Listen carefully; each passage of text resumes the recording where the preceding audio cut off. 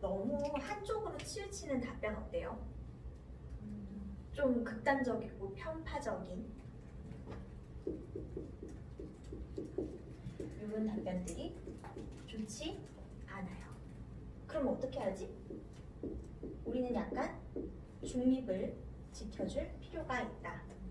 자, 이 중립을 의미하는 얘기는 뭔지 조금 이따가 설명을 해드릴 거고요. 중간에 우리 상식 테스트 한번 할 거예요. 자, 2021년 최저임금이 얼마 전에 결정이 됐습니다. 아시는 분 손들게요. 8,570원이면 내려갔네요.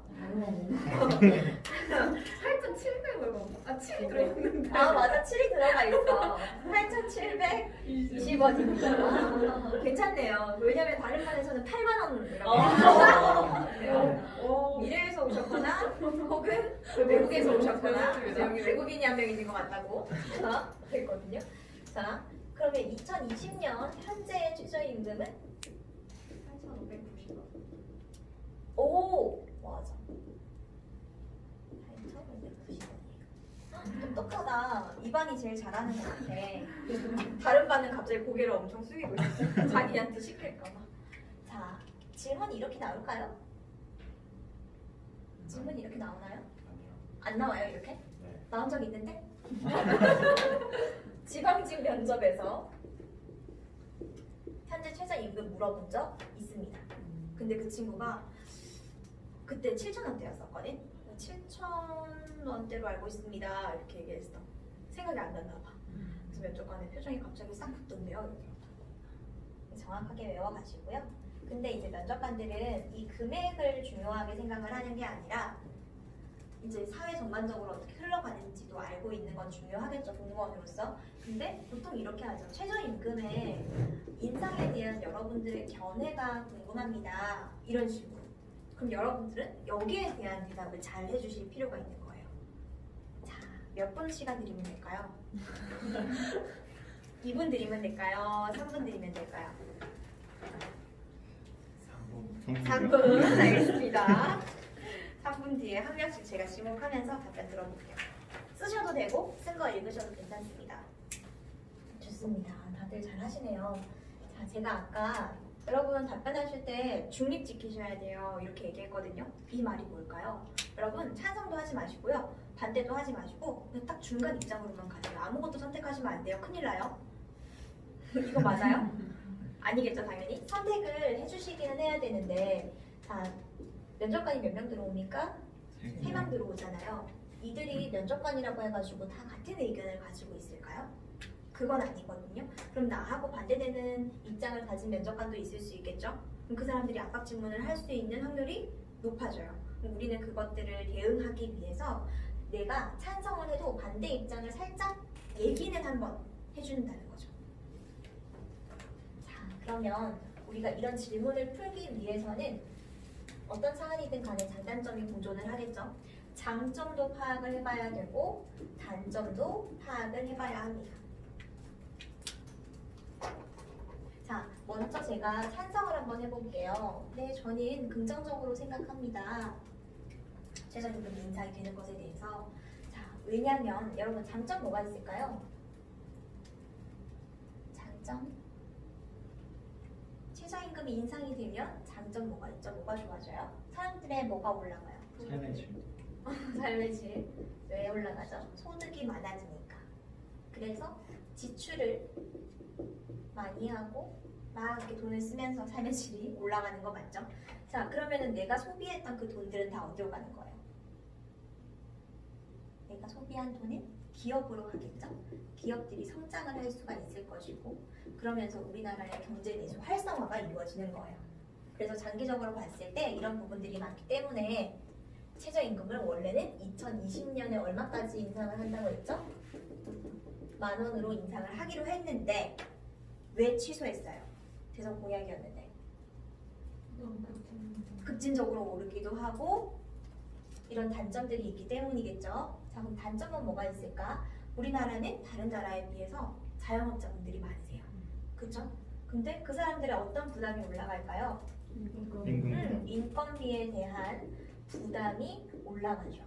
그래서 어떻게 해요? 사람을 더 많이 뽑나요? 아니겠죠? 고용을 안 해요. 자, 고용을 하지 않는다? 우리나라에 굉장히 심각한 문제가 하나 있는데 이 문제가 더 극심해지겠죠? 무슨 문제? 그렇죠. 취업난, 실업률. 이렇게 정리를 일단 해보는 거죠. 자, 저는 찬성부터 한번 해볼게요. 저는 그 부분에 대해서 긍정적으로 생각을 합니다. 왜냐면요, 이런 좋은 점들이 있거든요. 했어. 근데 내가 긍정적으로 생각하지만 반대되는 부분도 알고 있다라고 표출을 해줘야 되거든요. 그래서 근데 이런 문제점이 있고 이런 걱정하고 계시는 거 제가 알고 있어요.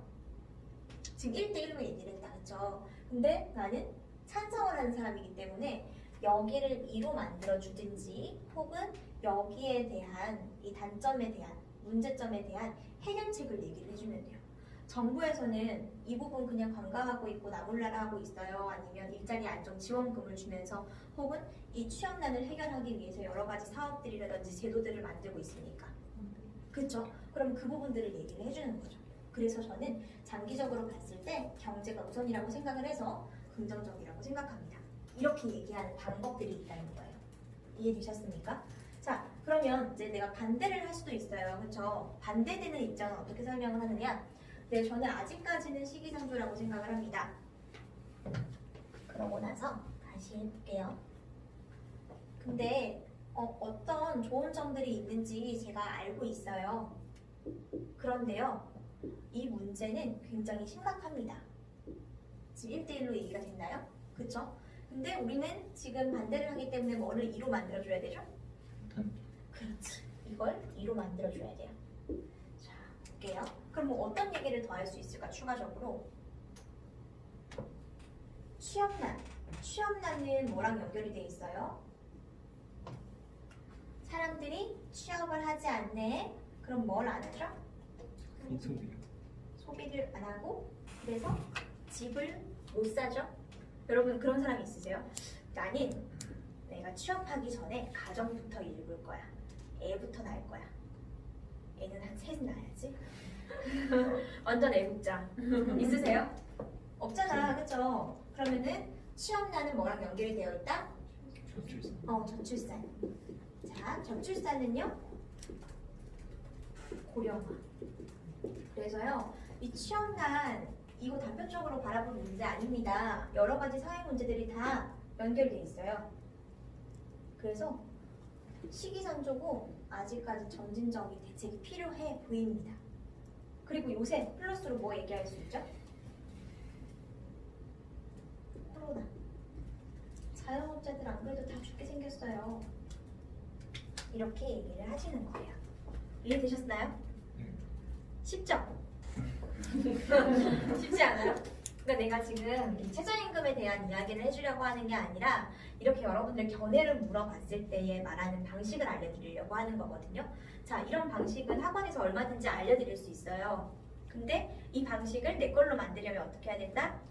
개인적인 시간을 통해서 활용을 해주시고 응용하는 시간들을 분명히 가지셔야 합니다. 아셨죠?